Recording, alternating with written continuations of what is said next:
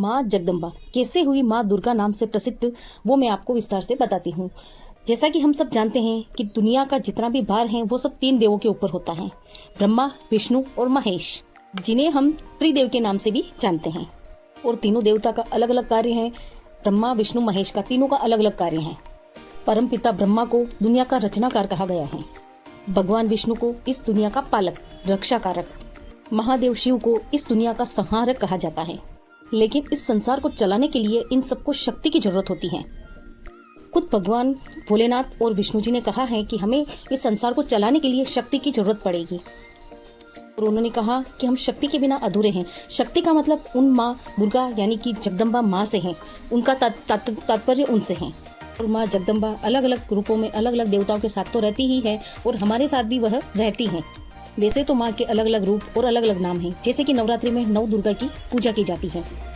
उन माताओं के नाम है शैलपुत्री, ब्रह्मचारिणी, चंद्रघंटा, कूष्मांडा, स्कंद माता, कात्यायनी, कालरात्रि और महागौरी। और 9वां रूप सिद्धात्री का है। इसीलिए इन 9 रूपों को 9 दुर्गा भी कहा जाता है। और माँ दुर्गा ही माँ अंबिका है। और इसके पीछे क्या रहस्य है, इनका नाम माँ अम्बे क्यों पड़ा, आज हम इसके बारे में बात करेंगे। प्राचीन समय में हिरण्याक्ष के काल में एक राक्षस ने जन्म लिया। उस राक्षस का नाम दुर्गम और उसके पिता का नाम रुरु था। वह राक्षस पूरी दुनिया पर राज करना चाहता था। पता नहीं उसको यह बात कैसे पता चल गई कि वेदों से ही देवताओं को शक्ति मिलती है। उस शक्ति का वह दुरुपयोग करना चाहता था। और देवता शक्तिशाली हो जाते हैं तो क्यों ना मैं इस वेदों को पाकर इन सब वेदों को नष्ट कर देता हूँ, जिससे देवताओं को मिलने वाली शक्ति भी खत्म हो जाएगी और मैं आराम से इस संसार पर, इस दुनिया पर राज करूंगा। यह सब सोचकर दुर्गम ब्रह्मा जी की तपस्या करने हिमालय चला गया। वहां उसने कड़ी तपस्या की, अन्न जल का त्याग भी कर दिया, खाली हवा पीकर, हवा खाकर उसने तपस्या की। और ऐसे करते करते लगभग 1000 साल बीत गया। ऐसी तपस्या करने से उसका तेज और बढ़ने लगा और इसका प्रभाव सारी दुनिया पर पड़ने लगा। यह सब देखकर ब्रह्मा जी चिंतित हो गए और वो वहां प्रकट हुए और उन्होंने राक्षस को दर्शन दिए। ब्रह्मा जी वहां प्रकट हुए और उस राक्षस को वरदान मांगने के लिए कहा कि बोलो बालिके, तुम्हें क्या वरदान चाहिए, और साथ ही मुझे वरदान दीजिए कि मैं देवताओं को हराकर उनका राजा बन जाऊं। उस राक्षस ने कहा कि आप मेरी तपस्या से प्रसन्न हैं तो मुझे वरदान दीजिए कि मैं चारों वेदों को पा सकूं। दुर्गम की ऐसी बात सुनकर ब्रह्मा जी ने उसको वरदान दिया, तथास्तु, और वो वहां से वापस अपने लोक चले गए। इस वरदान से ब्राह्मणों की तपस्या का कोई मतलब नहीं रहा, क्योंकि वो बिल्कुल रद्द हो चुकी थी। उनका ज्ञान बिल्कुल रद्द हो चुका था। यज्ञ और पूजा पाठ भी खत्म हो गए। धीरे धीरे पूरी दुनिया में भयानक सी स्थिति पैदा हो गई और बारिश न होने की वजह से अकाल भी पड़ गया। बारिश होना बंद हो गई, अकाल पड़ गया तो पानी कहाँ से आएगा। पशुओं की मृत्यु होने लगी, मानवों की मृत्यु होने लगी, बिल्कुल नदी नाले सब सूख गए। देवताओं को मिलने वाला भाग भी नहीं मिल पा रहा था। देवताओं की सारी शक्तियां खत्म हो गई। इस कारण राक्षस उसका फायदा उठाने लगे।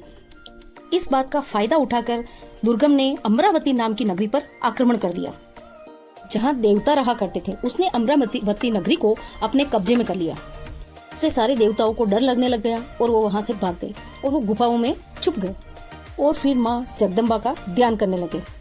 देवताओं में एक डर सा बैठ गया और लोगों में भी डर बैठ गया। सारे लोग और सारे देवता गण माँ जगदम्बा का ध्यान करने लगे।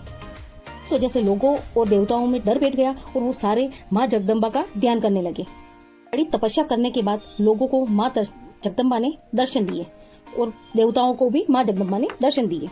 उनका रूप देखो आप, इतना विराट रूप, इतनी चमक, और उसकी चमक से पूरी दुनिया चमकने लगी। हाथ में धनुष बाण, कमल के फूल, और भक्तों को देने के लिए माता अपने साथ फल, सब्जियां और जो भी खाने के पदार्थ थे सब माँ अपने साथ लेकर आई थी अपने भक्तों को देने के लिए। इतनी कड़ी तपस्या देखकर माँ ने अपने नेत्र से हजारों नेत्र बना लिए और उन सब नेत्रों में से आंसू गिरने लगे। बारिश की तरह नेत्रों में से पानी गिरने लगा। ये माँ की आंखों में से लगातार पानी 9 दिनों तक गिरता रहा और उससे फसल वापस उठ गई। पानी ही पानी हो गया धरती पर।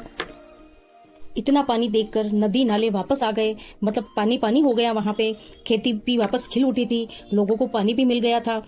और ये सब देखकर राक्षस गुस्से में आ गए।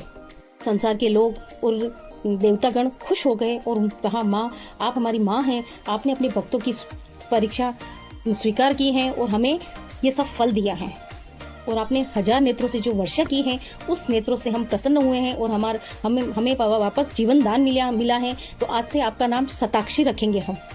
और आपने हम सब भक्तों को फल और साग सब्जियां भी दी हैं, इसलिए आपका एक और नाम शाकंभरी भी हो जाएगा।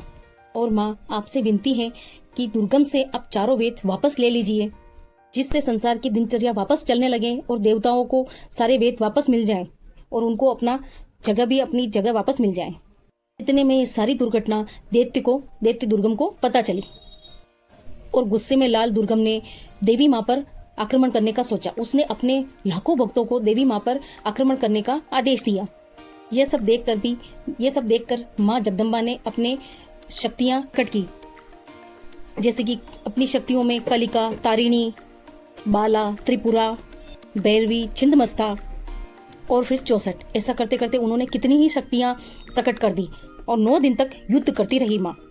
ऐसा करते करते उन्होंने कितनी ही शक्तियां प्रकट कर दी और 10 दिन तक यह युद्ध चलता रहा। ऐसा करते करते 10 दिन में दुर्गम की सारी सेना नष्ट हो गई और लास्ट 11वें दिन फिर दुर्गम देवी माँ से युद्ध करने आया। ऐसा करते करते माँ और दुर्गम में बहुत भयानक युद्ध हुआ और माँ के बाणों से तीक्ष्ण बाणों से दुर्गम को चीर दिया, उसके दोनों हाथ काट डाले। इस तरह दुर्गम का वध कर दिया। दुर्गम के मरते ही तीनों लोग झूम उठा और माँ पर फूल बरसाए। उसके बाद माँ ने उन वेदों को आजाद करवा के देवताओं को सौंप दिया और माँ ने कहा कि देवता तुम सब इस वेदों की रक्षा करना और रक्षा करना तुम्हारा कर्तव्य और धर्म भी है, क्योंकि इन वेदों की और ये सारे वेद मुझसे ही प्रकट हुए हैं और साथ ही साथ इस दुष्ट राक्षस दुर्गम का वध भी मेरे ही हाथों हुआ है। इसीलिए आज से मेरा नाम दुर्गा होगा और जो भी मेरे इस नाम का जाप करेगा उसकी हर इच्छा पूरी होगी। और माँ जगदम्बा अपना स्थान ग्रहण किया, उन्होंने अपने स्थान पर वापस चली गई।